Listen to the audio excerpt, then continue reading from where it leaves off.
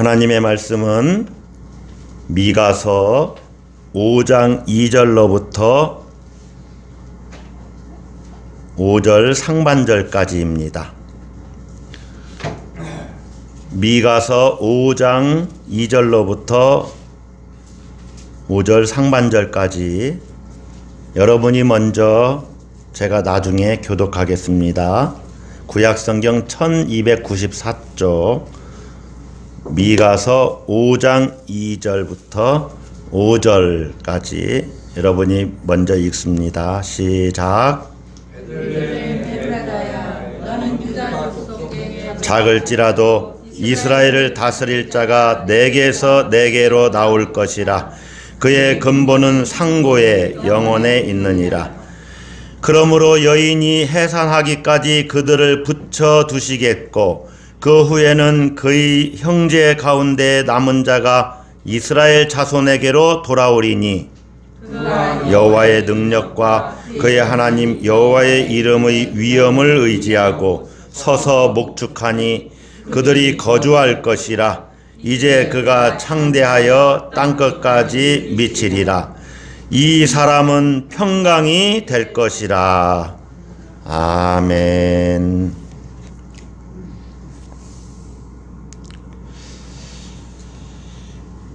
요즘 정치인들의 스캔들이 자주 TV에 방송이 되곤 합니다.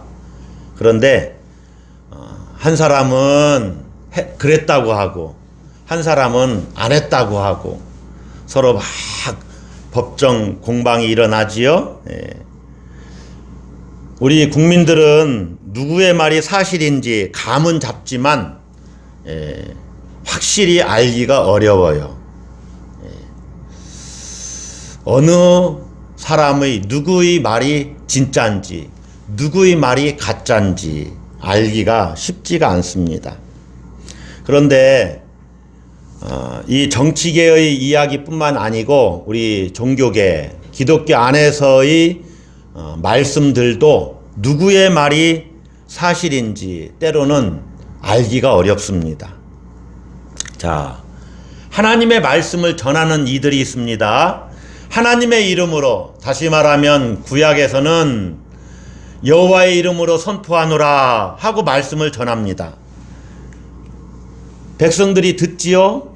이스라엘 백성들이 듣습니다. 그런데 이 사람의 말과 저 사람의 말이 완전히 다른 거예요. 너희가 그렇게 행하면 나라가 망한다 라고 선포한 선지자들이 있어요. 그런데 이쪽에서는 무슨 소리냐? 우리나라는 하나님의 택한 백성이니까 절대로 망하지 않습니다. 그런데 이쪽에서는 아니다, 너희가 정의를 버리고 또 하나님을 온전히 섬기지 못하고 우상 숭배하고 하면은 하나님의 심판을 받아서 나라가 망한다, 회개해야 된다. 그런데 또 이쪽에서는 괜찮아 평안하다 우리나라는 하나님이 택하신 백성이니까 다 잘 될 겁니다. 걱정하지 마십시오. 하나님이 모든 외적을 무찔러 주실 것입니다 라고 하나님의 이름을 들어서 말씀을 전하는 것입니다. 누구의 말이 사실이고 누구의 말이 가짜입니까? 백성들은 혼돈스러운 거예요. 선지자들은 하나님의 말씀을 백성들에게 전하는 사람들을 가리킵니다. 그런데 이렇게 서로 다른 말을 할 때가 있어요. 대표적으로 예레미야 선지자, 당시 예레미야와 또 하나냐 선지자 같은 사람입니다. 예레미야는 결국에는 참 선지자로 인정을 받게 됐지만은 하나냐 선지자는 가짜 선지자인 것이 나중에 드러났어요. 그러나 당시 그 말씀을 들을 때는 예레미야가 진짜인지 하나냐가 진짜인지를 알 수가 없어요. 그래서 사람들은 참 선지자였던 예레미야는 거부했고 거짓 선지자인 하나냐를 옹호했습니다. 왜 그래요? 한 선지자는 듣기 싫은 말을 계속하는 거예요. 그러나 다른 선지자는 귀에 듣기 좋은 말을 계속하는 것입니다. 지금도 같은 일들이 반복됩니다. 여러분, 하나님의 말씀을 어기고 있는데 경제적으로 계속 재물이 쌓인다? 이것은 축복이 아니고 저주입니다. 하나님의 말씀을 내가 어기고 하나님 뜻대로 살지 않는데 계속 잘 되는 일이 있어요. 이건 내리막길이요. 내리막길이라서 빨리 가는 것뿐이지 그것이 잘 되는 길이 아닌 거예요. 그러나 하나님의 말씀을 잘 지키고 그 말씀대로 살고 그러는데도 세상적으로는 어떤 때 실패가 있고 경제적으로 곤고함이 있어요. 이건 저주받은 것이 아니라 더 큰 상급을 주시려는 하나님의 계획일 뿐이에요. 천국에 가서는 누가 더 큰 상급을 받을지 우리는 전혀 알 수가 없어요. 그러므로 여러분, 이 땅의 것으로 여러분 하나님의 축복을 재단해서는 안 돼요. 영적인 눈을 갖고 하나님의 섭리를 바라봐야 됩니다. 미가 선지자도 당신 조용히 해라, 그만 이야기해라, 이렇게 침묵을 강요받았어요. 2장 6절에 보면 그들이 말하기를 너희는 예언하지 말라. 왜 그렇습니까? 답은 간단해요. 자기들이 듣고 싶은 말을 선지자가 이야기하지 않고 듣기 싫은 얘기를 하는 것입니다. 미가 선지자는 주로 사회 정의에 대해서 말씀을 전했어요. 밭들을 탐하여 빼앗고 집들을 탐하여 차지하니 그들이 남자와 그의 집과 사람과 그의 산업을 강탈하도다. 백성들이 그렇게 남의 것을 빼앗는 것을 고발하는 거예요. 그들은 선을 미워하고 악을 기뻐한다. 고발하는 거예요. 그런 상태에서는 아무리 하나님께 부르짖어도 하나님 응답하시지 않을 것이다 이야기합니다. 그들의 행위가 악했던 만큼 그들 앞에 얼굴을 가리시리라. 오늘 오후 예배 때 하나님의 얼굴에 대해서 우리가 말씀을 나누는데 무슨 하나님이 진짜 우리처럼 얼굴이 있고 그런 것을 이야기하는 것이 아닙니다. 하나님의 은혜를 하나님이 접으시겠다는 얘기예요. 하나님이 임재하시지 않겠다는 얘기예요. 얼굴을 가린다는 것은. 당시 종교 지도자들도 마찬가지였어요. 미가에 의하면 선지자들이 돈을 위하여 점을 쳐요. 하나님 이름을 거론하면서 하나님께서 함께 하시니까 재앙이 임하지 않을 거라고 큰 소리를 칩니다. 미가 선지자가 사회 정의를 부르짖는 데에는 그것이 옳기 때문이기도 하지만은 사회 정의를 버리면 하나님의 심판을 받아서 나라가 멸망케 될 것이다. 그래서 정의를 회복해야 된다라고 외친 것입니다. 조국 유대가 존속하느냐 패망하느냐 그런 위기에 처했기 때문에 사회 정의를 회복해야 된다고 외친 거예요.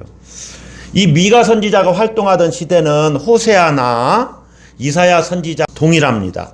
주전 8세기. 몇 세기라고요? 8세기. 여러분 8세기는 북이스라엘이 망하던 그 때가 주전 8세기예요. 720 몇 년? 2년. 지난주에 말씀드렸죠. 주전 722년에 나라가 북이스라엘이 망했을 당시입니다. 이 북이스라엘은요 아수르하고 맞서 싸웠거든요. 이 사마리아가 2년간이나 아수르에 의해서 포위되다가 결국에는 함락됐어요. 망했어요. 당시 유대 나라는 이 아수르 눈치만 보다가 또 저 밑에 지방 이집트의 눈치 보다가 참 어려운 때를 살고 있어요. 히스기야 왕 같은 경우는 이제 아수르 눈치를 보다가 결국에 이집트와 동맹을 합니다. 그래서 아수르에게 대항을 해요. 그리고 전쟁을 해요. 그런데 4년쯤의 전투 끝에 히스기야가 패배를 합니다. 유대의 46개 도읍을 아수르 왕 사네립이 다 다른 왕들에게 하사했다는 그러한 이야기도 딱 있어요. 그리고 히스기야는 더 많은 조공을 아수르 왕에게 바쳐야만 했어요. 그만큼 나라가 어려웠던 때예요. 화평을 청해야 되느냐, 전쟁을 치러야 되느냐, 크게 대립했던 그러한 때입니다. 왕은 그 중간에서 우왕좌왕하는 거죠. 이런 시기에 미가 선지자는 나라의 기강을 바로잡고 사회 정의를 바로 세워야만 그나마 이 나라가 안정될 것이다 외치는 것입니다. 침묵하라는 핀잔을 무시하고 목이 터져라 외치는 거예요. 이것이 미가 선지자의 소명이었어요. 여러분, 사회 정의를 외친다고 해서 그것이 정말로 정의가 실현되느냐, 이건 또 다른 문제입니다. 정의가 말처럼 쉬운 게 아니잖아요. 또 미가 선지자는 유대가 정말로 정의로워질 수 있느냐, 인간의 힘으로 정의로워질 수 있다고 확신한 것이냐, 사실은 또 그런 것도 아닙니다. 더 근본적인 정의가 이루어져야 된다고 미가는 이야기해요. 실제 정의는 하나님께서 하시는 일이다 이렇게 주장을 합니다. 그 정의는 그래서 메시아가 오셔서 이루셔야 된다 이렇게 이야기를 해요. 그 사실을 알 때 이 정의에 더 관심을 기울일 수 있다라고 미가는 주장하기 시작합니다. 이것이 하나님의 신탁의 말씀이죠. 메시아가 오셔서 정의를 실천해야만 이 땅이 진정으로 정의롭게 되고 그가 이 땅을 온전히 다스려야만 이 땅에 평화가 임할 것이다 이렇게 이야기를 합니다. 오늘 미가 선지자를 통해서 주시는 예언의 말씀이 바로 그런 내용이에요. 자, 2절을 한번 보십시다. 베들레헴 에브라다야, 너는 유다 족속 중에 작을지라도 이스라엘을 다스릴 자가 내게서 내게로 나올 것이라. 그의 근본은 상고에 영원에 있느니라. 자, 이스라엘을 다스릴 자는 바로 메시아를 이야기하는 겁니다. 누구를 이야기한다고요? 메시아. 메시아는 구약 성경에서는 메시아라고 이렇게 히브리어니까 메시아라고 이렇게 말을 하지만 신약 성경에서는 메시아하고 똑같은 말이 헬라어로는 뭘까요? 예? 그리스도.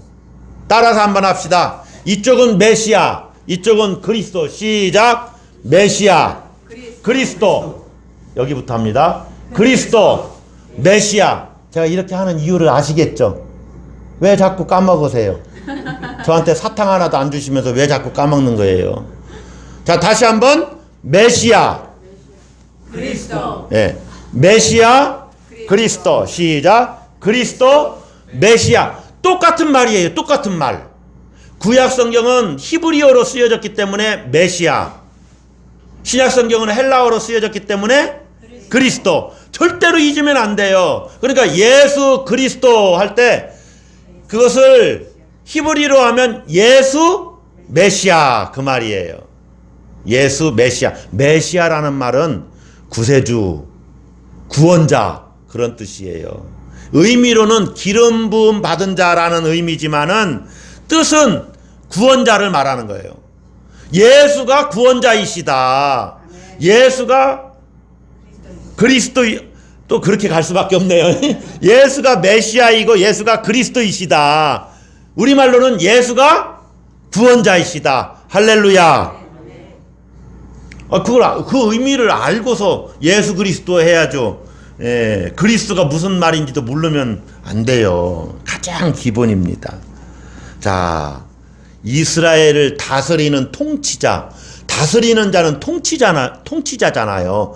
이 통치자이신데 이분이 메시아라는 거예요. 메시아라는 의미 속에는 왕됨을 이야기하는 것이 가장 많아요. 왕, 킹십. 다시 말하면 메시아로 오시는 그분은 온 이스라엘을 다스리는 왕이시다 그 말이에요. 이 메시아를 이렇게 묘사하고 있어요. 4절 같이 한번 보겠습니다. 그가 여호와의 능력과 그의 하나님 여호와의 이름의 위엄을 의지하고 같이 읽습니다. 서서 목축하니 그들이 거주할 것이라. 이제 그가 창대하여 땅끝까지 미치리라. 예. 서서 목축하시는 분. 예, 그 의미는 좀 이따 살펴보겠습니다. 자, 근동의 패권을 행사하던 아수르에 관한 것과 비슷한 말씀이 여기에 기록이 되어 있습니다. 창대하여 땅끝까지 미치는 통치자가 오신다는 겁니다. 예. 이 참된 능력은 그래서 아수르 제국이 아니라 이스라엘을 다스릴 자, 다시 말하면 메시아, 또 다른 표현으로는 하나님으로만 가능하다는 뜻이에요. 이것이 미가의 메시아 사상입니다. 메시아적 희망이라고 볼 수가 있어요. 이 미가의 메시아 사상에는 아주 두 가지가 중요하게 나오고 있는데, 메시아가 사람들의 예상을 뛰어넘는 방식으로 오신다는 거예요. 그것이 메시아가 나실 장소를 베들레헴 에브라다야 이렇게 이야기하는 거예요. 예. 베들레헴 에브라다. 이 베들레헴은요, 예루살렘처럼 큰 성읍이 아닙니다. 아주 작은 농촌이고 변방이에요. 예. 아주 작은 마을이에요.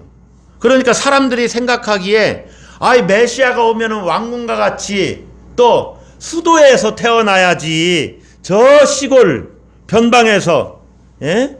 당시 에브라다 부족은, 에브라다는 부족 이름이거든요. 에브라다 부족은 1000명 내외, 1000명 정도에 불과한 아주 작은 부족이었어요. 사람들의 주목을 끌지 못하는 그러한 농촌과 작은 부족에서 메시아가 오신다 이렇게 예언하는 거예요. 이것은 메시아 사건은 사람의 계획과 예상을 뛰어넘는 그런 아주 독특한 방식으로 오신다는 것을 의미해요. 또 한 가지는 메시아가 오셔서 고통을 감당하신다는 겁니다. 그것이 3절 처음에 나와요. 그러므로 여인이 해산하기까지 그들을 붙여 두시겠고, 예, 이스라엘 백성이 여인이 해산하는 것 같은 고통 가운데 이렇게 있을 그러한 고통을 받고 있는데, 미가는 메시아가 오셔서 그 비참한 역사적 현실로부터 자신들을 메시아가 구원하실 것을 선포하고 있어요. 예.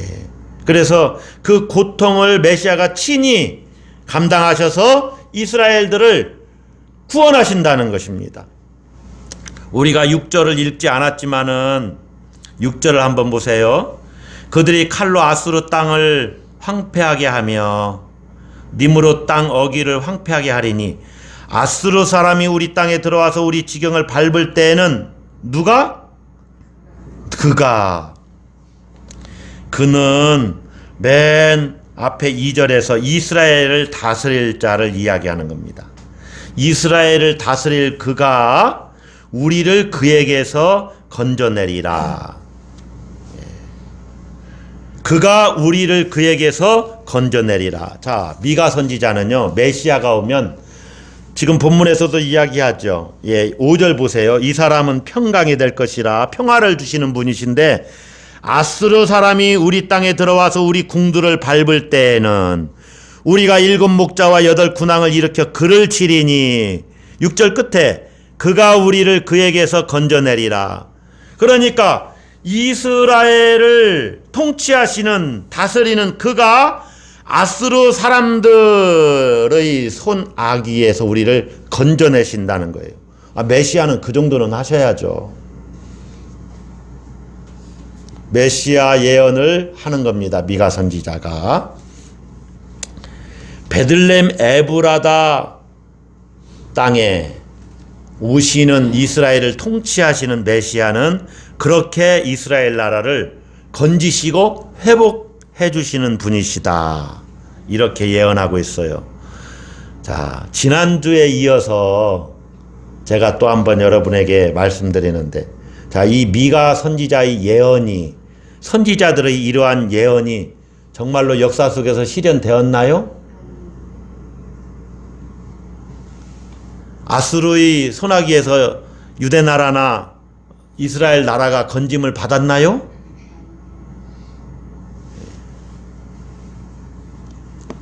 미가의 메시아적 희망과는 다르게 유대는요, 아수르의 적수가 되질 못합니다. 결국에는 아수르도 바벨론에 의해서 망하지만은 유대 나라가 바벨론의 적수가 되지를 못해요. 외국의 적수가 되는 것이 아니에요. 그러면 미가 선지자의 이 예언이 그럼 의미가 없는 것이냐? 이 예언이 성취가 안 됐으니까 의미가 없는 것이냐? 그렇게 우리가 볼 수 없는 차원이 있어요. 그것은 미가 선지자의 예언은 결국에 예수 그리스도를 통해서 이루어졌고, 예수 그리스도가 세우는 나라에 의해서 모든 세상의 나라들은 예수님의 발 앞에 조아리게 된다는 사상이 담겨져 있어요. 그것을 우리가 신약성경 마태복음을 통해서 우리가 확인해 볼 수가 있습니다.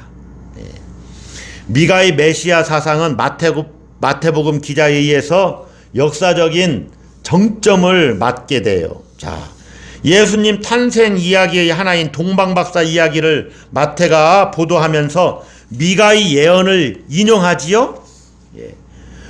동방박사들이 예루살렘에 와서 새로 태어난 유대인의 왕을 찾습니다. 어디에 와서 유대인의 왕을 찾아요? 베들레헴이에요? 예루살렘이에요? 예루살렘에 와서 예루살렘은 유대 나라의 수도잖아요. 예루살렘에 와서 유대인의 왕으로 나신 이가 어디 계시냐 이렇게 물어봐요. 그때 제사장과 서기관들은 미가서 5장 2절 우리가 읽은 이 본문을 인용해서 베들레헴이라고 대답을 합니다. 또 유대 땅 베들레헴아 너는 유대 고을 중에서 가장 작지 아니하도다. 내게서 한 다스리는 자가 나와서 내 백성 이스라엘의 목자가 되리라. 마리아라는 여자의 몸을 통해서 세상에 태어난 예수, 그가 바로 미가가 예언한 메시아라는 것입니다.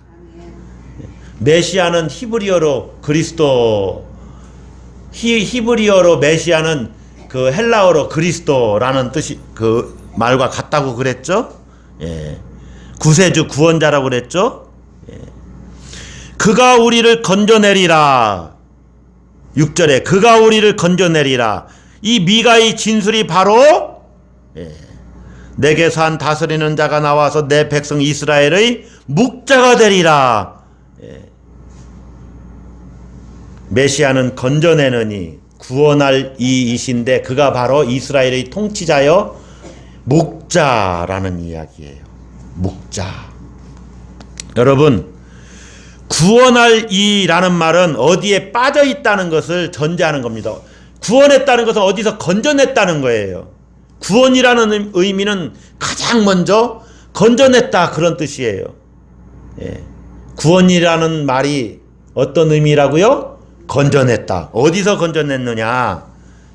미가 선지자가 예언할 당시는 아수르의 그 압제로부터 우리를 건져내는 것을 의미하지요. 유대인들이 내후 외환에 시달리지. 안으로는 공동체의 모든 가치들이 파괴되고 밖으로는 아수르의 위협에 시달립니다. 그 어디에도 구원의 빛이 보이질 않아요. 절망 그 자체지요. 거기에서 메시아 희망이 싹트는데 원래 희망은 절망이 있을 때 희망이 싹트잖아요. 절망이 없으면 사실 희망도 없는 거죠. 뭔가 어렵고 힘들 때 희망을 붙잡게 되는 것입니다. 어둠이 없으면 밝음도 없듯이. 사람들은 절망에만 머물러 있지만 미가 선지자는 그때 빛을 붙잡은 것인데 그게 바로 메시아가 오신다는 것이지요. 예. 그래서 이스라엘 백성들을 건져주신다라고 선포하고 있는데 마태복음 기자는 궁극적으로 사실 마태복음 기자뿐만 아니라 복음서 기자와 이 신약의 모든 기자들이 이야기하는 거예요. 궁극적인 그 위기와 절망으로부터 메시아는 건져주시는 분이신데 궁극적인 위기와 절망은 무엇이냐? 이것은 지난주도 말씀을 드렸지만 인간의 죄와 사망이지요. 예. 복음서 기자들과 신약성서 기자들이 본 궁극적인 절망과 어둠은 인간의 죄와 사망입니다.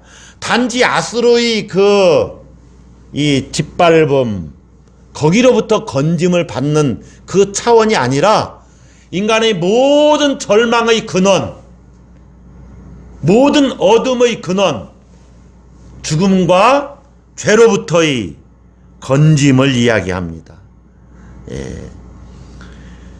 이 죄와 죽음은요, 정의가 살아나고 국제관계가 정상화된다고 해서 해결되는 문제가 아니에요. 우리는 이 세상에서 살아가는 한 이 죄와 죽음을 그림자처럼 안고 살아요. 여기로부터 우리를 구원할 리가 참된 메시아라는 것입니다.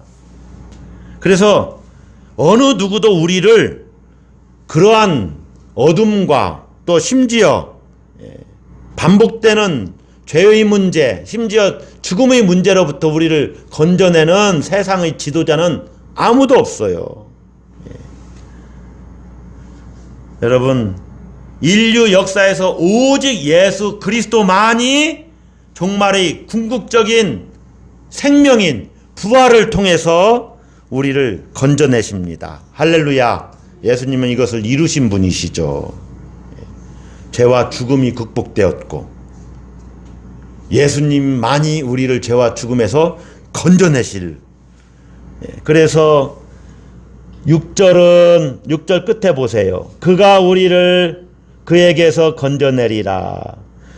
그에게서는 아수르를 이야기하지만 궁극적으로는 모든 어둠의 권세, 모든 죽음의 권세, 모든 사탄과 또 악한 것들, 귀신들의 권세로부터 건져내시는 이는 오직 예수 그리스도밖에 없으시다는 것이죠. 할렐루야. 그 표현을 오늘 성서 일과의 본문 5절 전반부까지 통해서 우리가 보면은 어디에서 그 말씀을 찾아볼 수가 있습니까? 예. 4절에 보시면 이런 말씀이 있죠. 예. 서서 목축하니 그가 여호와의 능력과 그의 하나님 여호와의 이름의 위엄을 의지하고 서서 목축하니. 그러니까요, 이스라엘을 다스리는 통치자이신 그 메시아는 서서 양들을 치는 목축하시는 목자이시다, 그런 표현이에요. 서서 목축하신다.